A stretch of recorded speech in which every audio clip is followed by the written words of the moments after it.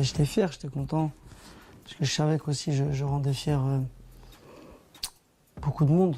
Donc toute l'Algérie et tous les Algériens dans le monde. Donc c'était super émotion. Donc avec un peu de recul, c'était il y a un peu plus de 6 mois. Comment tu décrirais cette victoire de la CAN? Pour toi, comment elle est arrivée? Qu'est-ce que tu en penses de cette victoire? On était un peu, comment dire, les challengers. On arrivait un peu là-bas. Ils nous avaient un peu. Bon, avant, on était les favoris. On est sorti en poule en 2017. 2015, on était pas mal, mais on est sorti en quart de finale. Mais depuis l'époque des 2010 et tout ça, ils n'étaient jamais allés en demi. Et on l'avait jamais gagné depuis 90. Donc voilà, on a eu pendant un moment cette étiquette de favori qu'on n'a pas su, garder, on n'a pas fait les choses pour garder cette étiquette de favori. On n'est jamais allé en demi, on n'est jamais allé en finale. Donc quand on est arrivé en Égypte, on arrivait un peu sur la pointe des pieds. Voilà, on savait qu'on avait une poule à notre portée. On se méfiait juste un petit peu du Sénégal. Mais voilà, avec Djamel, Djamel a fait un travail exceptionnel depuis qu'il est arrivé. Depuis le début, il a fait un travail il a repris à zéro. Et il est reparti de zéro et voilà, il a construit une équipe qui sait, comment dire, une équipe qui sait vivre ensemble, qui sait jouer ensemble, sans ego, voilà, et qui travaille, tout le monde travaille l'un pour l'autre. Et c'est ça qu'il a su le mieux faire, je pense. Toi, le brassard de capitaine, est-ce que ça a été un déclic? Est-ce que ça a changé quelque chose pour toi? Non, c'est sûr que j'avais plus de responsabilités. J'en avais besoin, je pense. J'avais besoin d'un truc en plus en sélection. Parce que voilà, ça faisait peut-être 2 ans où j'étais un peu moins performant en sélection. Et voilà, avec l'arrivée de Djamel, on en a parlé. Il y pensait aussi. On était 3-4 à postuler pour le brassard. Et puis voilà, on va dire, on a pris la décision que ce brassard me revenait. Et puis voilà, j'ai pris les responsabilités. Je pense que ça m'a donné, ça m'a donné quelque chose en plus sur le terrain et en dehors. Et je pense que il n'y a pas d'hasard. Si on revient au 14 juillet, ce coup franc à la 94e minute, est-ce que tu te rends compte de la portée de ce but qui est rentré maintenant dans l'histoire du football algérien? Ça a été repris partout, il a été élu d'ailleurs au meilleur but par la CAF. Non, non, il y a aussi les commentateurs, tout ça, qui ont fait que voilà, le but était. Je sais pas si c'est. Je pense que c'est un but qui va rester longtemps dans les annales, mais voilà, sur le moment, je me rends pas compte.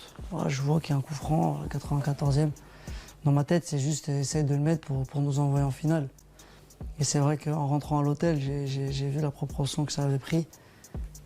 Et même 6 mois après, c'est un super souvenir. Tu as parlé tout à l'heure justement de la CAN 2017 notamment, où vous n'avez pas réussi. Avec le recul, comment est-ce que vous avez vécu cette période justement où vous avez eu quelques difficultés en sélection? On l'a mal vécu, c'était pas facile. Bon, les gens pensaient qu'on venait, qu'on s'en foutait, mais en fait, il y avait un environnement qui était pas bien. On n'était pas, comment dire, pas forcément en dehors. Je ne te parle pas de l'organisation, je te parle juste de l'environnement, des défaites et des déceptions.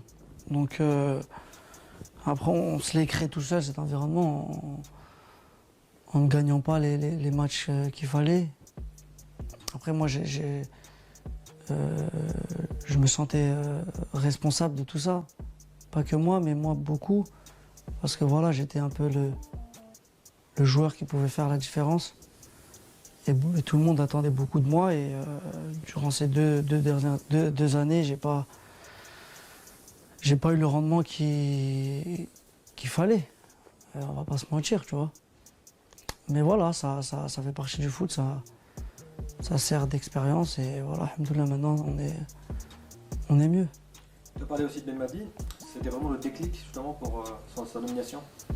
Bah, Jamel, déjà Jamel, bon, je le connaissais pas, je le connaissais par rapport à certaines personnes, mais je voulais vraiment que ce soit lui qui vienne nous coacher par rapport à ce que j'ai entendu, de comment il était. Et voilà, je sais qu'il a l'amour du pays, plus que nous, même plus que les joueurs. Et on a poussé un petit peu pour qu'il vienne.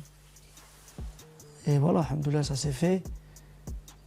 Et voilà ce que ça a donné. Je pense que Jamel, il savait où bon, il savait où il allait atterrir. Il connaissait l'environnement, mais c'est vrai qu'il ne connaissait pas les dessous de cette équipe, de ces dernières années. Donc au début, c'était un peu difficile pour lui. Mais il a une force de caractère, il a une personnalité qui a fait que voilà, il a su, comme j'ai dit, faire une équipe et pas quelques individualités. Et le plus important, c'est que son discours passe et qu'on le suit.